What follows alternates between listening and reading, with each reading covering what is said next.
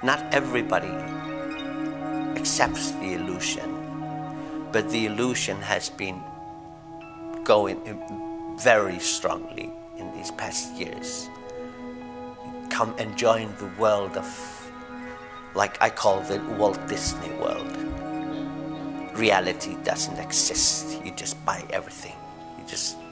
You buy your freedom. You sell your freedom for illusion. I'm afraid we will have to do a lot of demonstrations working ahead.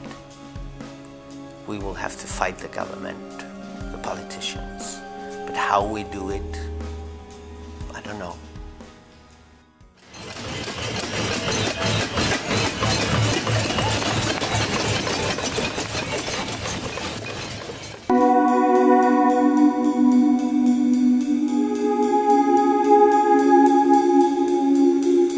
What shocked us, like in the beginning of October, I think it was like on a Monday, the Prime Minister came at 4 o'clock in the afternoon, and everybody knew he was going to address the nation.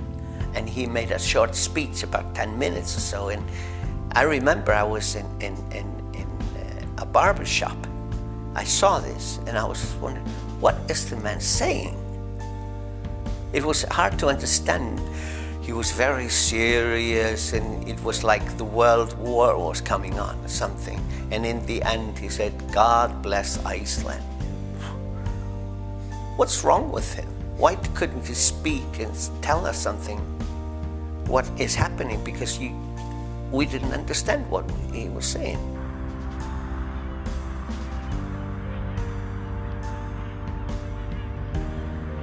La situazione attuale è che non sappiamo qual è la situazione attuale. Eravamo fra i paesi più poveri 120 anni fa. Verso 2000 eravamo fra i più ricchi, e questo era prima della bolla finanziaria. Eravamo già nel gruppo dei 5-10 paesi più ricchi del mondo. L'Europa e il resto del mondo se lo aspettava, un po' gli islandesi hanno rimandato l'accettarlo, fin quando il crollo è stato concomitante con la situazione internazionale, ma a mio avviso sono due cose che sono andate comunque in maniera distaccata. Questo ha fatto sì però che tutto si accelerasse con la crisi internazionale. Il tutto in genere qui si è causato fondamentalmente per una questione di prestiti, di flussi monetari discretamente alti, si aggiravano tra il 16 e il 20%, e soprattutto in cambio di una leggerezza burocratica. Qui era semplice spostare capitali, era semplice farli fruttare, le banche erano veloci nel ridarli indietro, diciamo, ed tutto funzionava in una maniera egregia, quindi grandissimi capitali sono entrati in questo periodo nell'isola. Il nostro sistema finanziario è crollato perché la gente che ha comprato le banche quando sono state nazionalizzate, quando lo Stato li ha vendute verso 2000, ha preso tutti questi soldi, li ha spesi e li ha messi via da qualche parte. Il problema che la comunità internazionale poneva era quello che l'avviso che loro ponevano era che stesse entrando troppo capitale in Islanda, quindi il timore che si è avuto nei mesi precedenti la crisi era che l'Islanda non avesse più il modo di ridare indietro nei tempi dovuti questi capitali, ed è esattamente quello che è accaduto. Quindi diciamo, con le prime avvisaglie della crisi i settori internazionali hanno iniziato a bloccare gli investimenti o a ritirare i capitali che erano in scadenza, quindi l'isola si è trovata all'improvviso come una bolla che si sgonfia, con grandissimi investimenti fatti, con un running economico davvero enorme, ma senza più le basi. Si pensi che qui era tutto basato sul sistema del credito, di cui si iniziano a prendere i primi prestiti, per tradizione già quando ci si iscrive all'università, c'è un prestito statale che viene dato agli studenti e che verrà ridato indietro, credo circa 3 anni dopo che si inizia a lavorare, con tassi vantaggiosi, ma comunque rimangono prestiti. In Iceland, everything you want, you go to the store, you sign a paper, and you take things home. This is something wrong. If this happens, you lose the value of things. You don't have to do anything but sign paper, and you have the things at home. A year ago, you would have seen many big cars on the streets here. You don't see them so much. They are all back. The bank have taken them all. People didn't own them. The banks owned them. There were so many people that were really kind of pushed into getting millions and millions on loans. The bank was really into getting people and to make you owe them, to get your money, to get you, like a spider getting you into their web. Sono forse 20, al massimo 30 persone, quasi tutti maschi, che prima erano l'orgoglio del paese perché andavano in giro, compravano delle aziende in Inghilterra, in Danimarca, perfino in Russia, in Norvegia, in America, in Germania, in Francia. Andavano dappertutto a comprare delle aziende, eravamo, sai, grandi, i nostri vichinghi. E poi è cambiato così, che sono persone non grate, non possono farsi vedere per strada, saranno sputtati. A group of people spent the money, made us responsible for everything, and we cannot just blame them. We were sleeping. We did not. We accepted this instead of standing up and saying, look, this is something wrong. So we have to face as a nation. In a small society like Iceland, you almost know everybody. It's like that. We are very close, like a family in a way, with 300,000 people.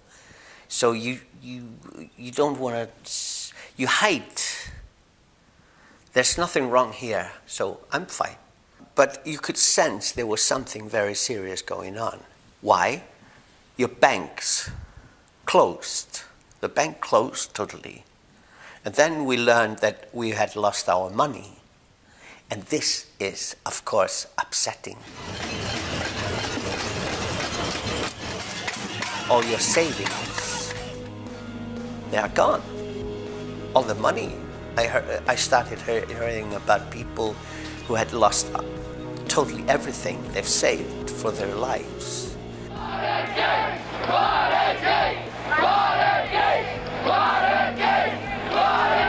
So little by little, people started like open up about this, and you saw angry people.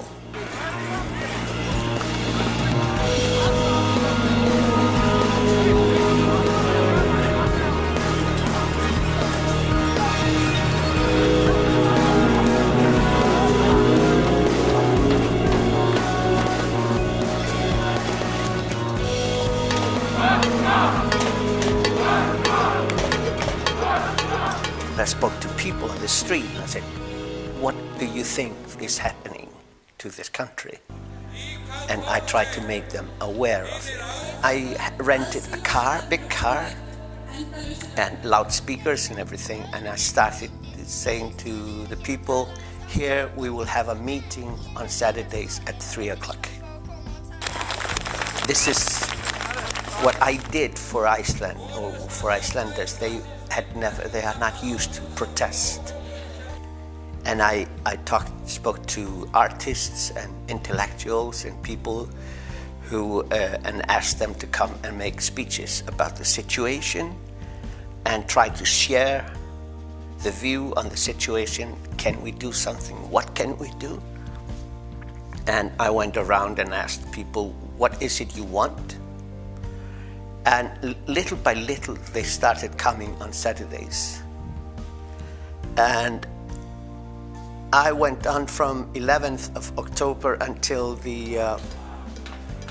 I think it was the 14th of March, like for 5.5 months, every week. We held meetings, discussions, and we made these 4 demands. We wanted the government to resign, the board of the National Bank to resign, and we wanted new elections, and we wanted the board of the Money Supervisory Authority to resign as well. The government in Iceland, they kind of said, you don't exist. We are the government, we are the politicians, we rule. Until the media started to recognize him, because once you have 10,000 people, 5,000 people, week after week, you cannot ignore this. I found out, okay, now I know what we will do. When the government, the parliament goes on holidays during Christmas for a month. So I asked the people on the very day when the parliament came back, that was on the 20th of January, I asked them to bring all the instruments they had, like pots and pans, and just to make noises and start rehearsing there, sing and be happy, but always peaceful, do it peacefully. That was always what I said in every meeting, we do this peacefully. No violence.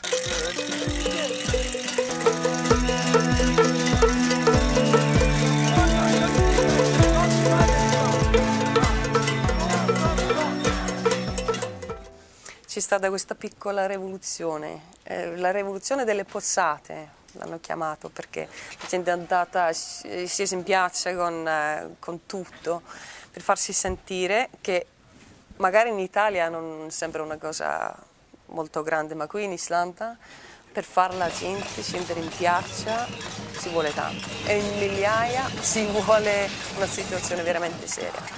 On the 20th of January, there were much more people than I expected that came down in front of the parliament.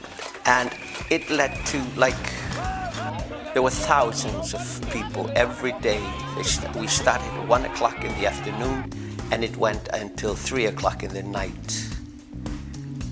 But people were doing bonfires and burning things. It was a huge crowd.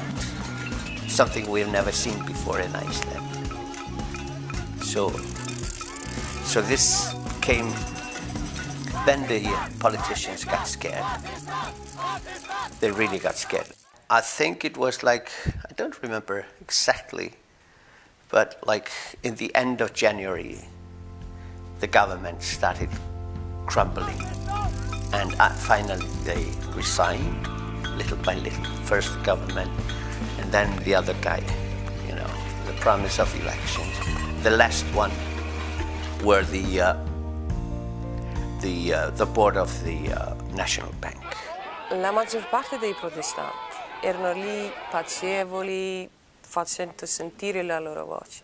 C'era molto rabbia, perché sono sempre, sai, le pecore nere che distruggono la causa di tanti altri. Infatti la gente ha detto, noi non siamo così, noi non usiamo la violenza, soprattutto non contro la polizia che sta facendo il suo lavoro.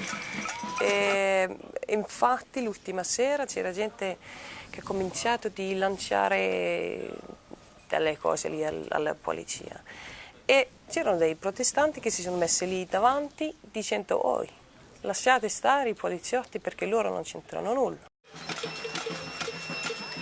I spoke to a psychiatrist yesterday, and he was telling me that people who met down in front of the parliament to the demonstration are really today much stronger people. They are taken because they went and they showed their anger and they talked. But the people who sat home and didn't want to join this demonstration, they are really worse off. And this is what I spoke to with the people. Stay angry. It's very healthy to be angry, but don't use your anger like burning houses, attacking people. That's not the right anger. The anger is a power you can use to do something with your life. And this is what happened, what really happened.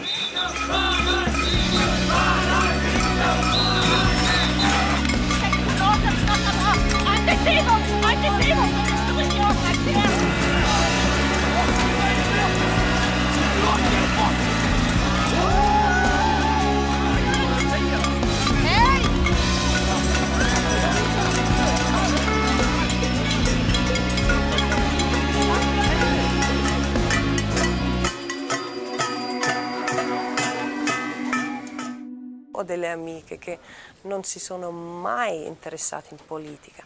Adesso mi fanno dei discorsi che bisogna a lavorare sulla democratica, se bisogna fare questo, quell'altro, e poi la Costituzione la dobbiamo cambiare in questo modo. E quello mi fa piacere, no, veramente, mi fa sentire bene, perché vuol dire non siamo solo 300.000, bisogna avere cittadini molto attivi. This winter has taught us, has like kind of made people more aware of politics. All of a sudden, people are aware today. They are more aggressive. They have opinions on politics. You don't go around now and talk like. Well, you have to be more responsible today.